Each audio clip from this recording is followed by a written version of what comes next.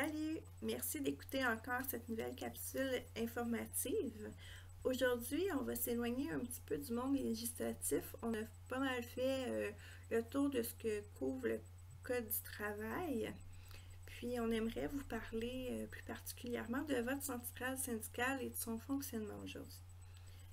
Comme vous savez, ça fait plus que 25 ans qu'on est un syndicat, le syndicat des salariés de laboratoire. Au début, on était affilié avec la CSN, puis en 99, on a changé d'allégeance syndicale pour s'affilier avec la CSD. Pourquoi ce changement-là a été fait en 99? Principalement, c'était pour les services qui étaient plus de proximité avec la CSD versus la CSN. En fait, la CSD est vraiment unique en son genre, tant par ses valeurs que par sa mission. Je dirais même par sa proximité là, avec les gens. Effectivement, on a des bureaux régionaux qui sont vraiment plus accessibles que d'autres centrales syndicales. Les syndicats affiliés aussi, ben, ils sont les propriétaires de la centrale. C'est quand même pas rien, parce que ça veut dire que c'est nous qui, en fait, comme syndicat, comme membres, qu'on a le pouvoir des décisions de la centrale. Aussi petit qu'on est, ben, on a notre voix. Et c'est sûr que plus le syndicat est gros, plus qu'ils ont de représentants qui ont le droit de voter en congrès, par exemple. Mais tous les syndicats ont leur voix. Lors de sa fondation, en 72, dans le fond, a été fondé suite à une rupture une chicane, si vous voulez, là, avec la CSN, où les trois fondateurs de la centrale venaient. À la CSN, c'était rendu de plus en plus difficile de faire entendre la voix des petits syndicats, puis les allégeances politiques qui menaçaient vraiment la paix industrielle. Dans le fond, je peux vous l'imaginer parce que ce qui arrivait dans ce temps-là, c'est que la CSN, supposons, maintenait des conflits de travail alors que le conflit était réglé, mais ils ne voulaient pas que les gens y retournent au travail juste parce qu'ils voulaient, par exemple, faire débarquer le gouvernement ou qu'il y avait des revendications plus politiques envers un gouvernement. Puis ça, suite à cette rupture-là, il y a un principe fondamental qui s'est ancré dans toutes les décisions de la nouvelle centrale, la CSD. Ce principe-là, ben, c'est l'humanisme. OK, qu'est-ce que ça veut dire, ça, l'humanisme? C'est un bien beau mot, mais en quoi est-ce qu'on peut l'appliquer dans les décisions? En fait, c'est plutôt simple. On le voit dans l'article 1 qui est dans les statuts et règlements de la centrale. La CSD croit en la liberté humaine, tant dans l'intelligence de la personne que dans la recherche de la satisfaction de ses propres besoins. Bref, il sait ce qui est le travailleur, la centrale croit que le travailleur sait ce qui est bien pour lui, puis que ça serait à lui de décider des actions à poser pour qu'il y ait des meilleures conditions de travail. La CSD croit aussi que chaque personne a sa place dans la société, puis qu'on ne doit pas se laisser dominer par personne. Qu'on n'y impose pas non plus de position politique, de position religieuse, morale, puis qu'on considère comme sacré le droit de s'affilier ou de se désaffilier. C'est pas dans toutes les centrales qui est aussi facile aussi de se désaffilier.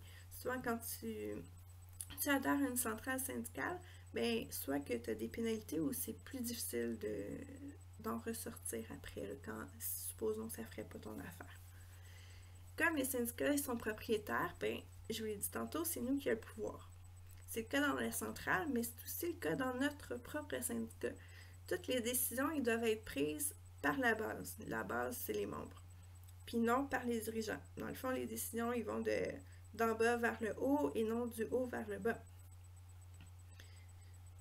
Ensemble, les syndicats, ils ont démocratiquement, le nom de la centrale le dit, et collectivement, ils ont décidé des moyens, puis des instruments, des outils, puis de la formation qui serait nécessaire pour mener à bien, en fait, leurs objectifs. Ensemble, ils ont déterminé les règles de fonctionnement, puis on détermine aussi des cotisations ou des redevances qui doivent être payées pour pouvoir répondre à nos besoins. Par exemple, on a un service de formation, on a des conseillers syndicaux, on a le service des lois sociales, on a un service de recherche aussi qui fait une vigie constante sur tout ce qui se passe dans la société, même à l'international, je veux dire. Tout ce qui se passe au niveau des lois, mais aussi des mouvements sociétals. On a aussi un service de communication qui, comme vous le savez, s'occupe des communications. Chaque syndicat est vraiment autonome dans son fonctionnement, dans ses structures, dans ses objectifs, puis principalement dans sa caisse syndicale. C'est le syndicat lui-même à la CSD qui va décider s'il porte en arbitrage ou pas ses griefs. C'est lui qui va décider des actions qui sont mieux à poser ou à faire. Justement, c'est lui qui détermine sa cotisation syndicale aussi. Si on parle un peu de la structure de la CSD, pour mieux comprendre comment elle fonctionne, la CSD, en fait, sa structure est un petit peu comme un cœur. Ok, ça fait peut-être quétaine quand je dis ça comme ça, mais je vais vous expliquer. Dans le fond, à la base, il y a les syndicats, nous, les membres, qui on est aussi les propriétaires. On est divisé en deux structures principales, c'est-à-dire une structure régionale, donc on s'en va de ce côté-là, puis une structure de secteur, sectorielle. On s'en va de l'autre côté. Donc, chaque syndicat a deux appellations, si vous voulez. Comme nous, par exemple, on est dans la région Montréal, maintenant, depuis qu'on est déménagé à Saint-Hubert, puis on est dans le secteur agroalimentaire.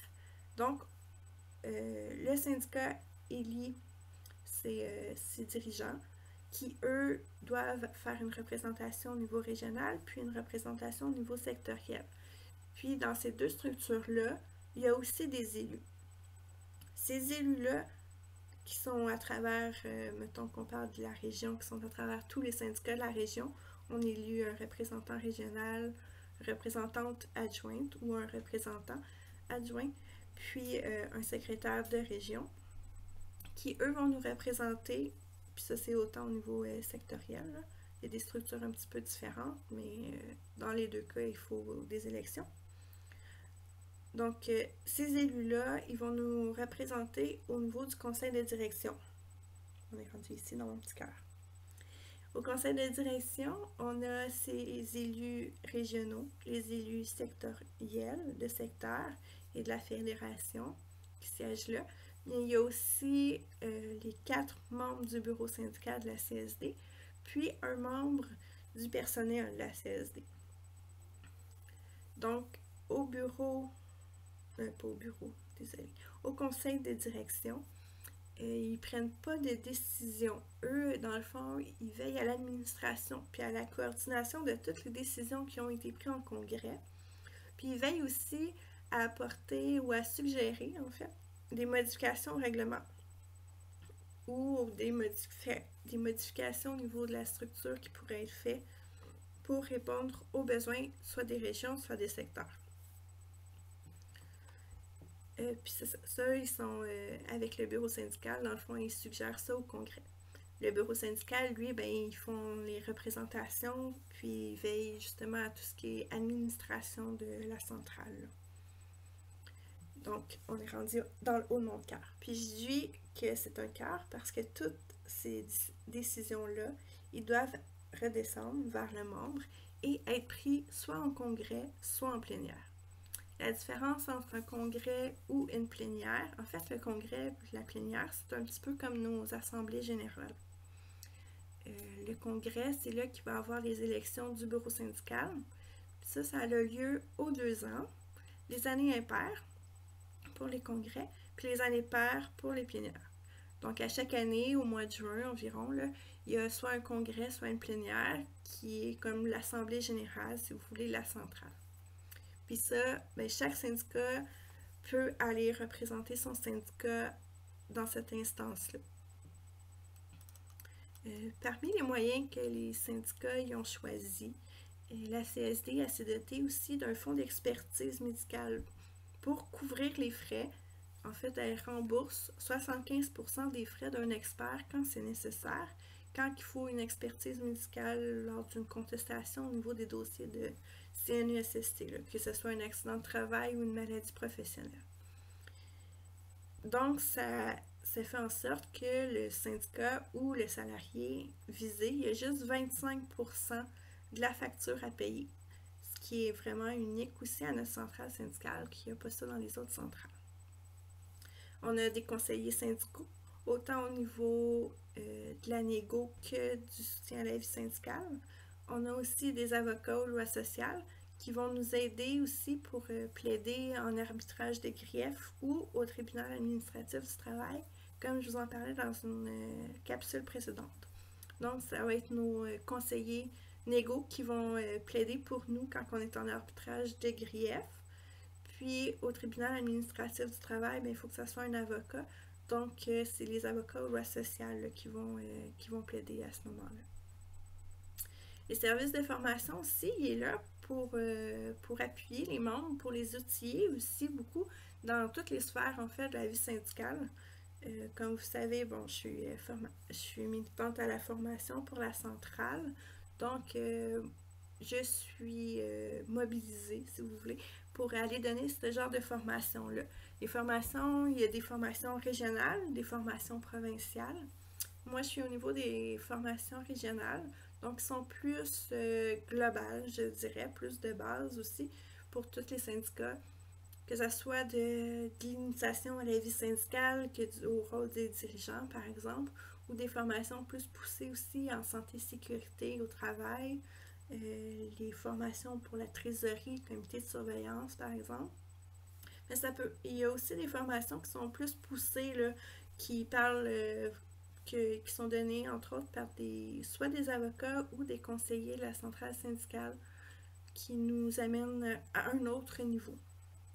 Puis les membres qui veulent s'impliquer, ce qui est bien avec la CSD, ben, ils peuvent le faire. Pas besoin non plus d'être un membre du bureau syndical, en autant que votre bureau syndical veut que vous vous impliquiez parce que ça prend des libérations. Donc, tant que c'est possible de le faire, ben, c'est accessible à tout le monde. Ces formations-là aussi sont accessibles à tout le monde. Maintenant, la CSD, qu'est-ce qu'elle fait dans la vie de tous les jours comme représentation? Ben, elle va prendre vraiment tous les moyens qui sont nécessaires là, pour revendiquer les mandats qu'on lui donne. Que ce soit par rapport aux changements sociaux, la promotion de la démocratie, la justice sociale, par rapport aux droits de la personne, du développement durable, tout dépendant des mandats qui lui sont accordés. Aussi, la CSD, ben, elle siège sur plusieurs comités là, au niveau du gouvernement en commission parlementaire, entre autres, là, on est là. On est aussi sur le conseil d'administration de la CNESST. Puis on a des sièges aussi plus à la Confédération syndicale internationale. On a aussi des sièges au niveau des comités consultatifs en développement de la main-d'œuvre, dont par exemple moi je siège sur le comité consultatif femmes en développement de la main-d'œuvre par rapport à mon poste de représentante au niveau de la condition féminine là, pour la centrale. Donc, ces comités-là consultatifs, ben, c'est en lien avec Emploi Québec, entre autres. Mais si vous avez des questions, ça va me faire plaisir de vous répondre par rapport à ça. Donc, j'espère que cette capsule elle vous aura aidé à un petit peu mieux comprendre c'est quoi le rôle de notre centrale puis son mode de fonctionnement. Puis, on se revoit bientôt avec un autre sujet.